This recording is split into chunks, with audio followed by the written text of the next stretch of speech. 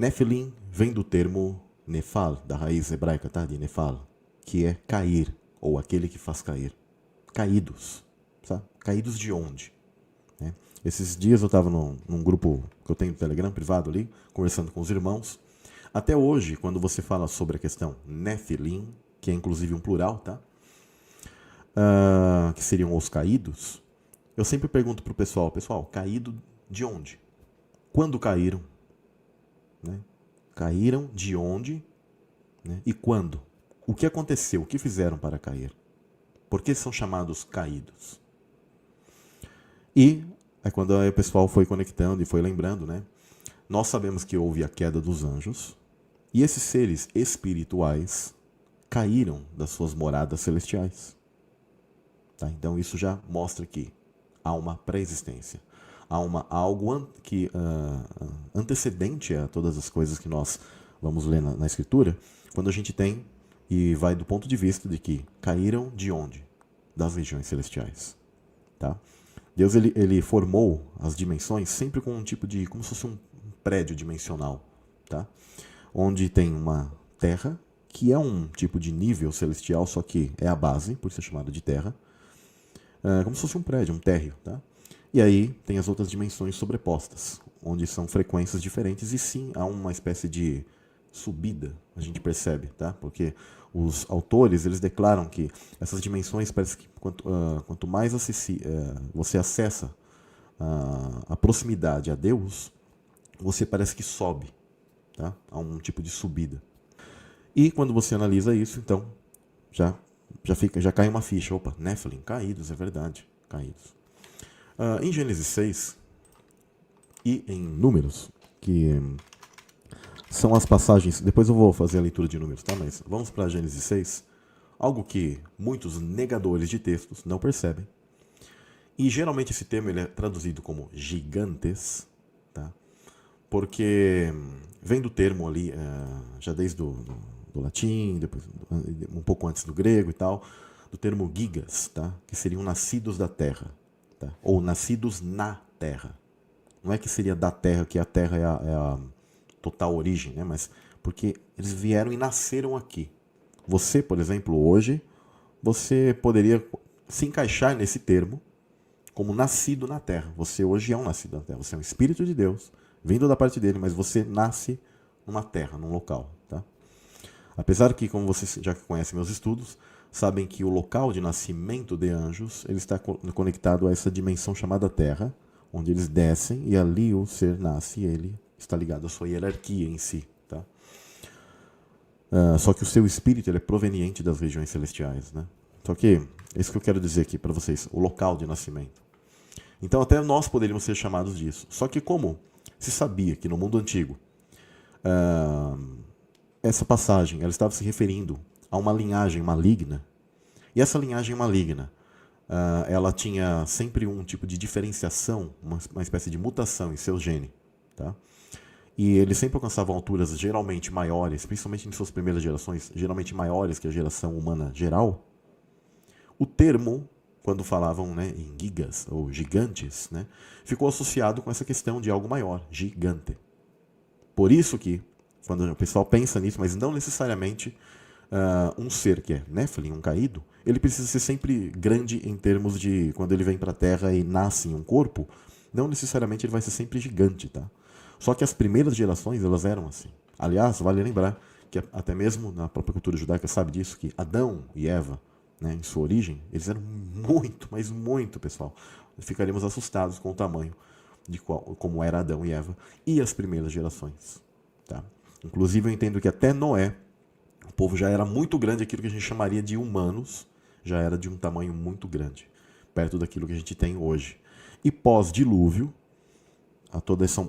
o DNA humano ele foi caindo grandemente, grandemente, até chegarmos no que somos hoje, tá? Após milhares e milhares de anos, onde somos bem pequeninos. Tá?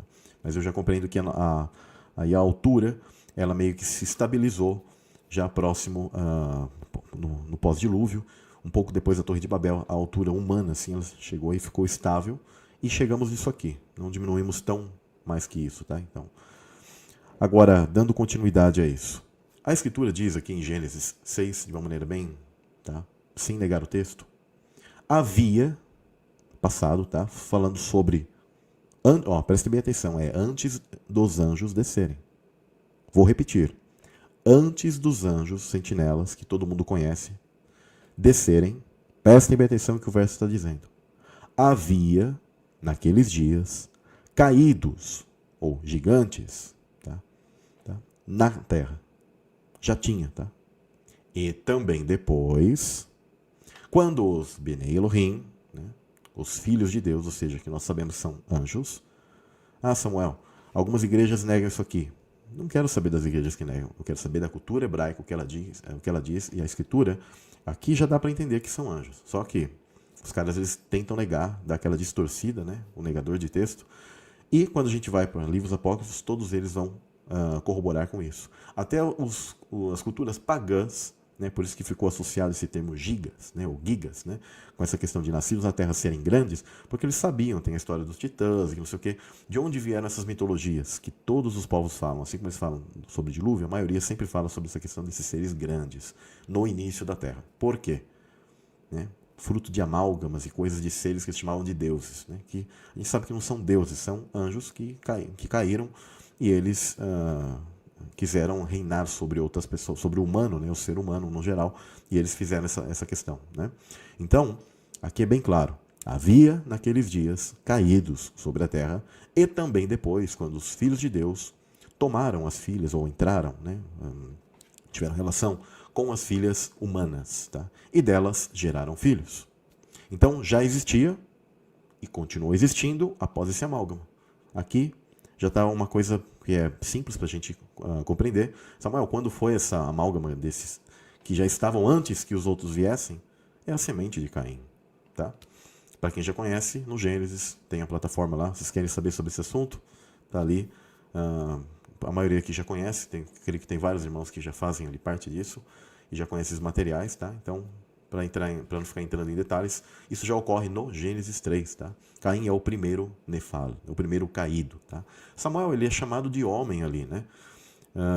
Tive um homem com a permissão de Deus, né? Porque Deus ele permitiu, assim como ele permitiu esses seres, tá? Todos esses seres nasceram, né? Deus impediu esses caras nascerem? Não. A mesma coisa Caim, tá? Ele nunca impediu o joio de nascer. A não ser quando o joio ele começa a ter uma propagação muito grande, é aí quando Deus olha e fala, Aí eles vão impedir o trigo de nascer. Não posso permitir isso. Aí veio dilúvio. Tá? Quando aí esse joio começava a crescer com erva daninha de novo, que a gente vai falar sobre as tribos malignas, aí ele olhava e falava, não, vou estabelecer guerreiros meus para cortar esse joio e tirar o poder deles. Aí eles baixavam o poder de novo e Deus sempre permitia que o trigo nascesse na terra, mesmo que o joio vai existir até o fim dos tempos, só no fim dos tempos vai ser eliminado completamente, igual à parábola de Cristo. Aquilo já é uma parábola que fala sobre a semente da serpente, tá? Sobre a pré-existência, inclusive, tanto dos seres bons como dos maus. Porque lá o semeador, né, ambos semeadores, um que é o semeador que colocou ali o trigo, como o que foi à noite e também semeou o que? Joio. Ambos têm suas sementes consigo, ou seja, para a existência. Esses seres estão conectados a fontes diferentes. Tá? Uma é Deus, uma outra fonte é o diabo. Tá? Então aí diz o seguinte, e delas geraram filhos, estes eram os guerreiros, chamado Giborim, termo em grego, né? Em hebraico, desculpa, perdão, que houve, né, na antiguidade homens de fama, que também são chamados de homens.